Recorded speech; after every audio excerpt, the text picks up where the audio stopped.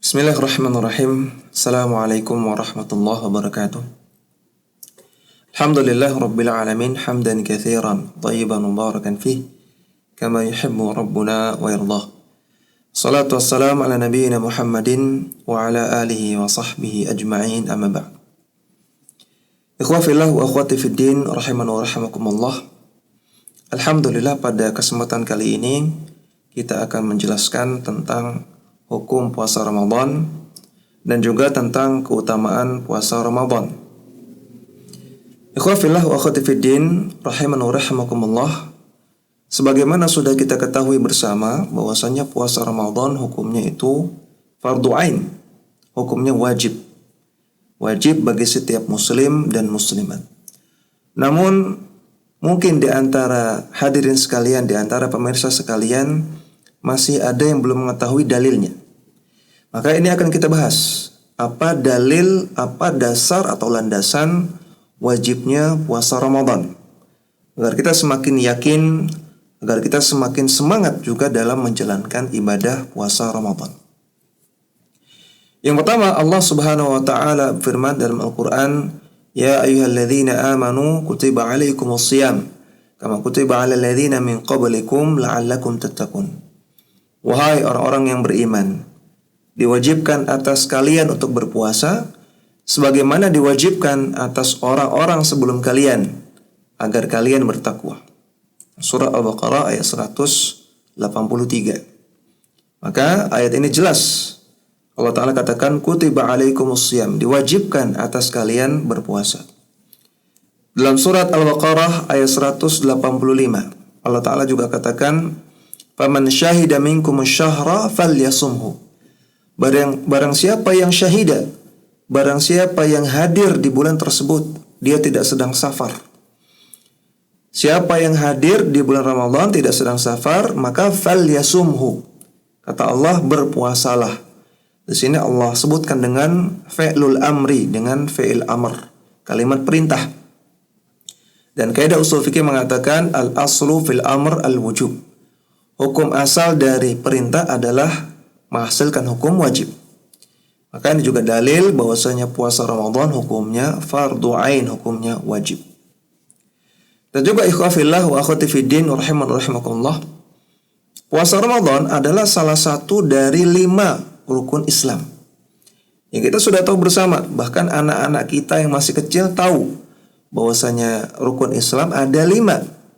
Sebagaimana dalam sebuah hadis dari Abdullah bin Umar radhiyallahu ta'ala anhu, bahwasanya Rasulullah sallallahu alaihi wasallam bersabda, "Bunyal Islamu ala khamsin." Islam dibangun di atas 5 landasan, 5 perkara. Yang pertama, syahadati alla ilaha illallah wa anna Muhammadar Rasulullah. Bersyahadat bahwasanya tidak ada sesembahan yang berhak disembah kecuali Allah, dan bersyahadat bahwasanya Nabi Muhammad sallallahu alaihi wasallam adalah utusan Allah, yang kita kenal dengan 2 kalimat syahadat. Ini rukun Islam yang pertama. Wa iqamis shalah, yang kedua adalah mendirikan salat. Yang ketiga wa ita'iz zakah, membayar zakat. Yang keempat wa shaumi Ramadan, puasa Ramadan. Yang kelima wa baitil haji, dan haji ke Baitullah. Wa hajjil bait, haji ke Baitullah. Hadis sahih riwayat Bukhari Muslim.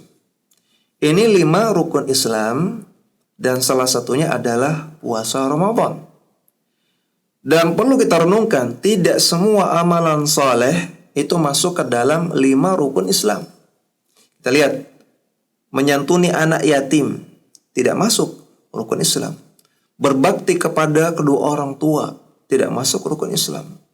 Wakaf ke masjid tidak masuk ke dalam rukun Islam. Berbuat baik kepada tetangga tidak masuk rukun Islam. Bahkan jihad fi sabilillah tidak masuk dalam 5 rukun Islam. Ini menunjukkan apa? Menunjukkan 5 rukun Islam ini adalah 5 amalan atau 5 perkara yang urgen, yang sangat penting sekali. Sampai disebut sebagai 5 rukun Islam, sebagai rukun. Yang kita ketahui, yang namanya rukun secara bahasa artinya tiang. Artinya dia penyangga. Yang kita ketahui rukun dalam sholat Satu saja tidak dilakukan, sholat tidak sah. Rukun wudu, satu tidak dilakukan, wudu tidak sah. Rukun tayamum, satu tidak dilakukan, maka tidak sah tayamum. Rukun haji, satu saja rukun haji tidak dilakukan, maka haji tidak sah. Maka demikian juga yang disebut dengan rukun Islam. Andaikan satu saja dilalaikan, maka ini bisa membahayakan status Islam seseorang, status keislaman seseorang. Oleh karena itu sebagian ulama mengatakan bahwasanya kalau seseorang meninggalkan satu saja dari rukun Islam tanpa uzur, maka status Islamnya gugur. Artinya dia keluar dari Islam, statusnya non-muslim. Di antara yang berpendapat demikian adalah Al-Imam Ishaq ibn Rahawayh. Di antara yang berpendapat demikian adalah Al-Imam Al-Hasan Al-Basri. Di antara yang berpendapat demikian juga Nafi', muridnya Abdullah bin Umar. Di antara juga Al-Hakim, penulis kitab Mustadrak Al-Hakim. Dan juga ulama-ulama yang lain. Sebagian ulama mengatakan orang yang meninggalkan satu saja dari rukun Islam tanpa uzur, maka statusnya keluar dari agama Islam. Nah, ini adalah rukun Islam.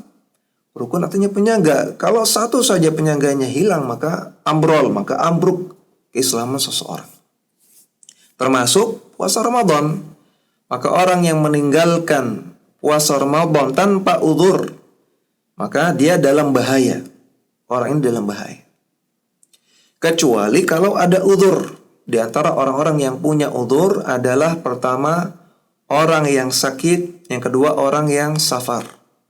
Allah Ta'ala katakan, "Faman kana minkum maridan aw 'ala safarin fa'iddatun min ayyamin ukhar." Siapa yang sakit atau sedang safar, maka dia boleh tidak puasa dan dia ganti di hari yang lain. Orang sakit, safar, boleh tidak puasa. Demikian juga orang yang sudah tua renta, sehingga dia tidak mampu lagi untuk berpuasa. Saking tuanya, saking lemahnya.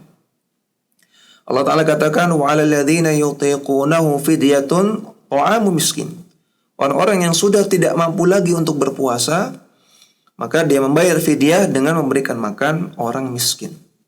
Orang yang sudah tua renta, maka dia boleh untuk tidak puasa dan diganti dengan fidyah. Demikian juga orang atau wanita yang menyusui atau sedang hamil. Ini sebagaimana perkataan Abdullah bin Abbas dan juga Abdullah bin Umar. Mereka mengatakan al-murdi'u wal hubla yuftirani wa yut'imani. Seorang wanita yang murdi, yang menyusui atau sedang hamil, maka dia boleh tidak puasa dan dia memberi makan orang miskin atau bayar fidyah.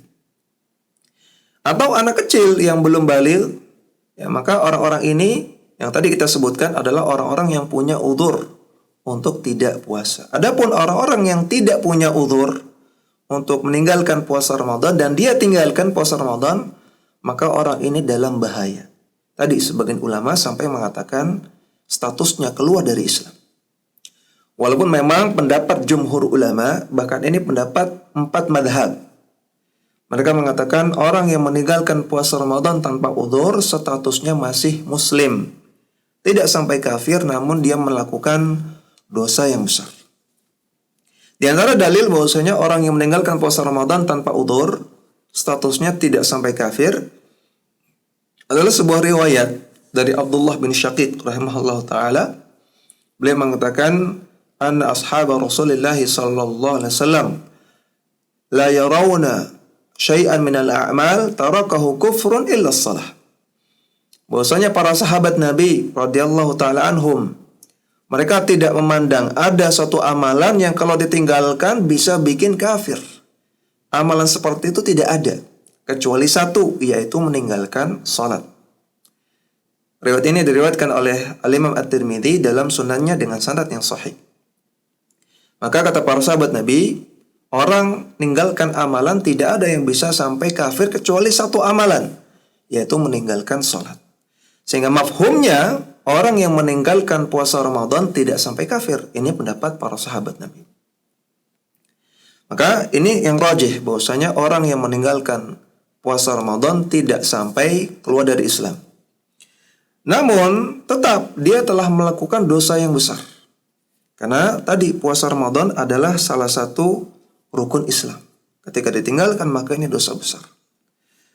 Terlebih ada sebuah hadis dari Abu Umamah Al-Bahili radhiyallahu ta'ala anhu, bahwasanya Rasulullah sallallahu alaihi wasallam bersabda, "Bainama ana naimun id atani rajulani fa akhadha bi dhab'ayya fa ataya bi jabalan wa'ra."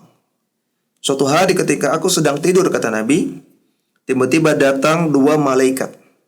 Yang dua malaikat ini memegang tanganku, kemudian membawa aku ke sebuah bukit yang tinggi. Faqala li is'ad, faqultu inni la utiquhu. Kemudian dua malaikat ini mengatakan kepadaku, naiklah wahai Muhammad. Kemudian Nabi mengatakan, saya tidak mampu karena tinggi sekali. Faqala inna sanusahiluhu laka. Fasa'idtu hatta idza kuntu fi sawa'il jabal. Kemudian kata dua malaikat tadi, saya atau kami akan bantu engkau untuk naik.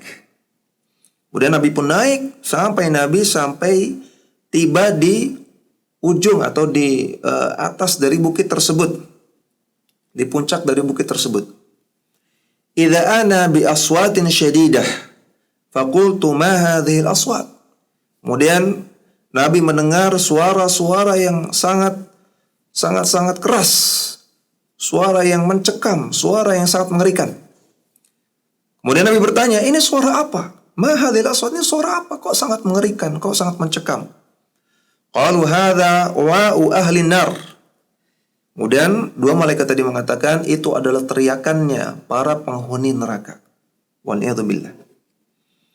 Thumma tuliqa bi fa idza ana biqaumin mu'allaqina bi araqibihim musyaqqaqatun asdaquhum tasilu asdaquhum damman. Kemudian aku dibawa lagi ke tempat yang lain, kata Nabi. Sampai aku melihat ada sekelompok orang yang digantung dengan kakinya di atas, kepalanya di bawah, terbalik. Dan mereka digantung dengan menggunakan urat-urat kaki mereka. Urat kakinya dicabut, digunakan untuk menggantung mereka terbalik. Tentunya sangat sakit sekali. Dan mereka musyaqqaqatun asdaquhum. Bibir atau mulut mereka sobek. Dan tasilu asdaquhum damman. Dan dari mulut mereka, dari sobekan mulut mereka, itu mengalir terus darah yang banyak. Tentunya sangat mengerikan. Digantung terbalik dan menggunakan urat kakinya, kemudian dari mulutnya terus mengucur darah dan mulutnya sobek. Wal'iyadzubillah. Qultu man haula'i. Maka Nabi bertanya, siapa mereka ini? Kenapa mereka adabnya begitu mengerikan, begitu pedih sekali? Qala haula'i alladhina yuftiruna qabla tahillati saumihim. Kata para malaikat, orang-orang ini adalah orang-orang yang mereka berbuka puasa sebelum selesai puasa mereka. Mereka berbuka puasa sebelum waktunya. Hadis ini diriwayatkan oleh Al-Imam Ibnu Hibban dalam sahihnya dan disahihkan oleh Syekh Syu'aib Al-Arnaud dalam takhrij Sahih Ibnu Hibban. Maka perhatikan, orang-orang yang mereka berbuka puasa sebelum waktunya saja diancam dengan hukuman yang begitu mengerikan di neraka. Apalagi orang yang memang sejak awal niat tidak puasa. Orang ini puasa namun mereka berbuka sebelum waktunya. Diancam dengan azab yang begitu mengerikan. Apalagi kalau memang sejak awal tidak puasa, meninggalkan puasa sejak awal, maka tentunya lebih mengerikan lagi azabnya, wal'iyadzubillah. Maka ini menunjukkan orang-orang yang meninggalkan puasa tanpa uzur, mereka melakukan dosa yang sangat besar. Sehingga ikhwafillah wa akhwati fiddin rahiman wa rahimakumullah, kita perlu terus menyemangati diri kita untuk bersemangat melakukan ibadah puasa Ramadan dan jangan sampai kita meninggalkannya. Dan kita juga semangati keluarga kita, istri kita, suami, anak-anak, karib kerabat, handai taulan, tetangga, orang tua juga. Jangan sampai mereka meninggalkan puasa Ramadan tanpa uzur, karena ini perkara yang sangat-sangat urgen sekali, perkara yang sangat berbahaya kalau ditinggalkan. Bahkan tadi sebagian ulama ada yang sampai mengatakan keluar dari Islam kalau meninggalkan puasa Ramadan. Adapun orang-orang yang pernah meninggalkan puasa Ramadan tanpa udzur, di tahun-tahun sebelumnya pernah tidak puasa Ramadan padahal tanpa udzur. Dia laki-laki sehat, masih muda, bukan wanita haid, bukan wanita nifas, bukan wanita menyusui atau hamil. Kemudian juga bukan orang tua renta, bukan orang sakit, tapi meninggalkan puasa Ramadan. Maka apakah mereka harus mengqadha puasanya? Ini ada khilaf di antara ulama.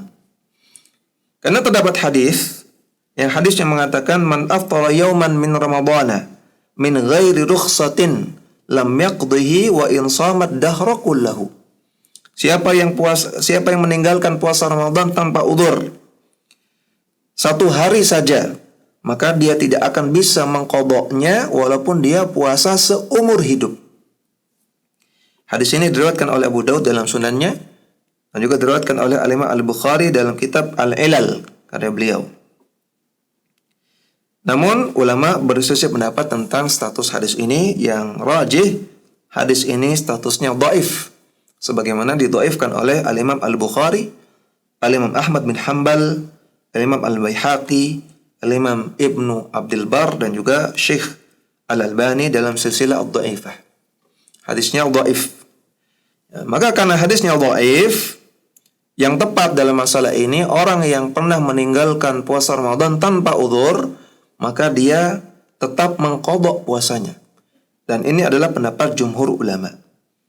Dia mengqadha puasanya sesuai dengan jumlah hari yang pernah dia tinggalkan. Andaikan dia lupa berapa jumlah hari dahulu saya tinggalkan puasa, saya tidak ingat misalnya, maka dia kira-kira dengan suatu angka, yang dengan angka tersebut kira-kira sudah menutupi jumlah hari yang pernah dia tinggalkan, tanpa udzur. Ini pendapat jumhur ulama. Itu dia tetap mengqadha puasanya. Bahkan sebagian ulama sampai menukil adanya ijma dalam masalah ini. Kemudian kita juga akan membahas tentang keutamaan puasa Ramadan. Setelah kita tahu bahwasanya puasa Ramadan itu hukumnya fardu ain, hukumnya wajib, dan tidak boleh ditinggalkan kecuali ada udzur, maka kita juga menyemangati diri kita dengan kita mengetahui keutamaan-keutamaan puasa Ramadan. Andai kan kita tahu keutamaan-keutamaan puasa Ramadan yang begitu besar, yang begitu banyak, seharusnya kita tambah semangat. Sehingga kita merasa puasa Ramadan itu adalah kebutuhan, bukan lagi sekadar kewajiban. Bukan lagi kita kerjakan puasa Ramadan untuk sekadar menggugurkan kewajiban, tapi kita merasa kebutuhan, bahkan kita merasa senang setelah kita tahu keutamaan-keutamaannya. Di antaranya keutamaan puasa Ramadan adalah ibadah yang tidak ada tandingannya, kata Rasulullah. Dalam sebuah hadis dari Abu Umamah Al-Bahili radhiyallahu ta'ala anhu, Rasulullah SAW bersabda kepada beliau, "Alaika bil hijrati fa innahu la mithla laha. Alaika bis shaumi fa innahu la mithla lahu." Wahai Abu Umamah, hendaknya kamu hijrah, karena hijrah adalah ibadah yang tidak ada tandingannya. Dan hendaknya kamu berpuasa, karena puasa itu adalah ibadah yang tidak ada tandingannya. Hadis riwayat An-Nasa'i, disahihkan oleh Syekh Al-Albani dalam Sahih An-Nasa'i. Kemudian Allah Subhanahu wa taala menyandarkan ibadah puasa kepada dirinya, kepada diri Allah Subhanahu wa taala. Dalam hadis qudsi, Allah Subhanahu wa taala firman, "Kullu amali ibni adama lahu illa shiyam, fahuwa li wa ana ajzi bihi." Kata Allah, seluruh amalan manusia itu untuk diri manusia sendiri, untuk diri mereka, kecuali puasa.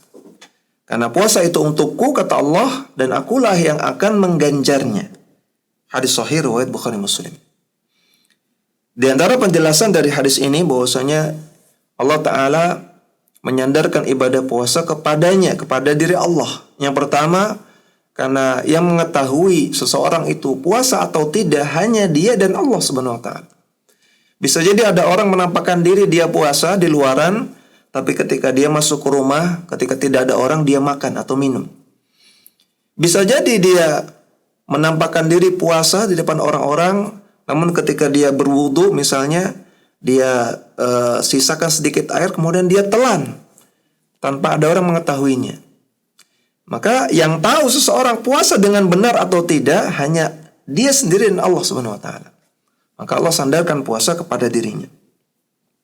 Dan juga penjelasan yang lain kenapa Allah sandarkan puasa kepada dirinya, dan Allah Ta'ala katakan wa ana ajzi bihi, akulah yang akan menganjarnya, kata Allah. Yaitu bahwasanya puasa Ramadan adalah ibadah yang pahalanya tidak terbatas. Pahalanya unlimited. Sedangkan amalan-amalan yang lain disebutkan dalam hadis yang sahih ganjarannya 10 atau 700 kali lipat. Ya, rentang pelipat gandaannya antara 10 kali lipat sampai 700 kali lipat.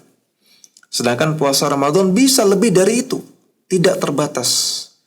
Ya, terserah Allah, berapapun Allah ingin melipat gandakannya. Ini menunjukkan betapa utamanya puasa Ramadan. Kemudian juga puasa Ramadan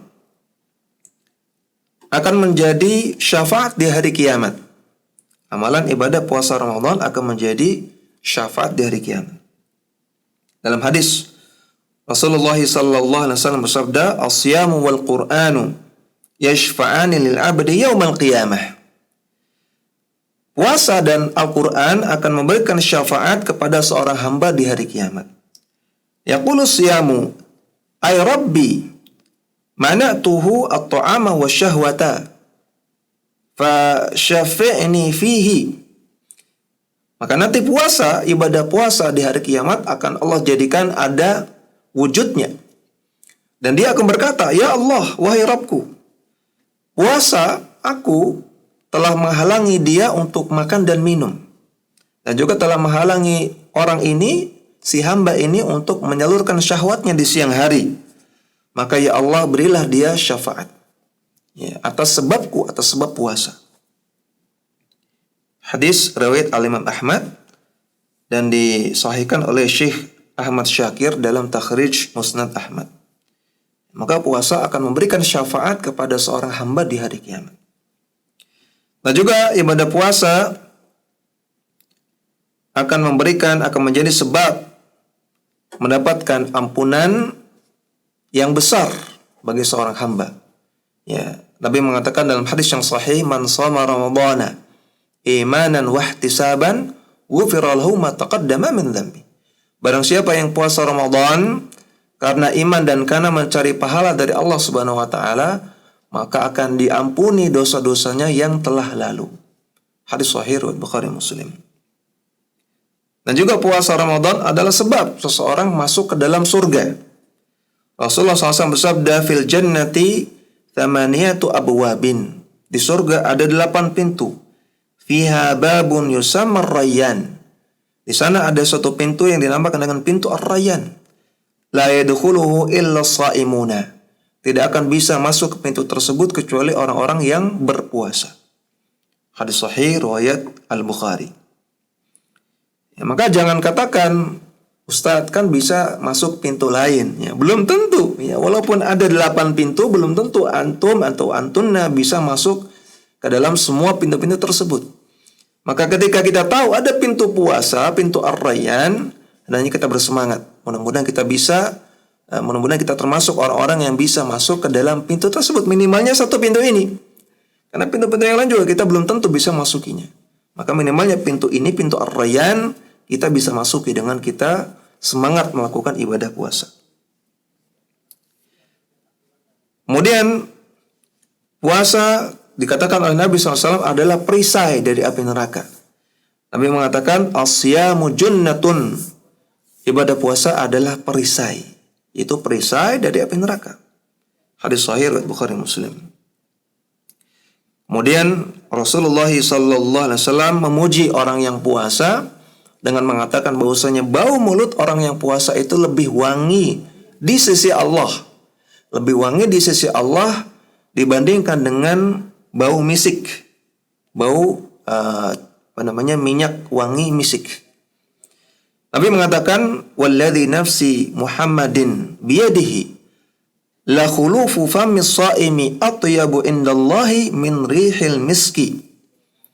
Demi zat yang jiwaku berada di tangannya, sungguh bau mulutnya orang yang berpuasa lebih wangi di sisi Allah. Di sisi Allah ya. Bukan di sisi manusia. Di sisi manusia mungkin bau. Bau mulutnya bau, tidak enak. Tapi di sisi Allah lebih wangi daripada wanginya misik. Lis-shaimi farhatan yafrahuhuma idza aftara. Idza aftara fariha wa idza laqiya rabbahu fariha bi shaumihi. Dan orang yang berpuasa dia memiliki dua kebahagiaan yang membuat dia bahagia. Yang pertama, ketika dia berbuka puasa dia akan bahagia, dan ketika dia bertemu dengan Rabb-nya di hari kiamat dia pun akan bahagia dengan sebab puasanya. Hadis sahih riwayat Bukhari Muslim. Ini beberapa keutamaan ibadah puasa. Tentunya masih banyak lagi, kalau kita ingin sebutkan semua sangat banyak sekali. Namun apa yang kita sebutkan tadi seharusnya sudah membuat kita semakin bersemangat untuk mendapatkan keutamaan-keutamaan dari ibadah puasa. Belum lagi ditambah lagi keutamaan-keutamaan dari bulan Ramadan itu sendiri. Belum lagi keutamaan dari Lailatul Qadar. Belum lagi keutamaan dari 10 hari terakhir di bulan Ramadan. Ya, banyak sekali keutamaan-keutamaan yang bisa kita raup, yang bisa kita ambil di bulan Ramadan. Oleh karena itu Nabi mengatakan, atau Allah Subhanahu wa taala dalam sebuah hadis qudsi mengatakan, ya baghiyal khairi aqbil wa ya baghiyasy syarri aqsir. Wahai orang-orang yang suka dengan kebaikan, rauplah sebanyak-banyaknya keutamaan bulan Ramadan, keutamaan puasa Ramadan. Nah, orang-orang yang suka dengan keburukan, aqsir, berhentilah lakukan keburukan di bulan Ramadan. Semoga Allah Ta'ala berikan kita hidayah dan taufik untuk terus bisa beribadah kepada Allah Subhanahu wa Ta'ala, terutama supaya kita bisa beribadah dengan baik di bulan Ramadan, dan semoga Allah Ta'ala menerima semua amalan ibadah kita. Demikian, wa sallallahu ala nabiyina Muhammadin wa ala alihi wa sahbihi wa sallam, wa akhiru da'wana alhamdulillahi rabbil alamin. Subhanakallahumma wa bihamdika asyhadu an la ilaha illa anta astaghfiruka wa atubu ilaik. Assalamualaikum warahmatullahi wabarakatuh.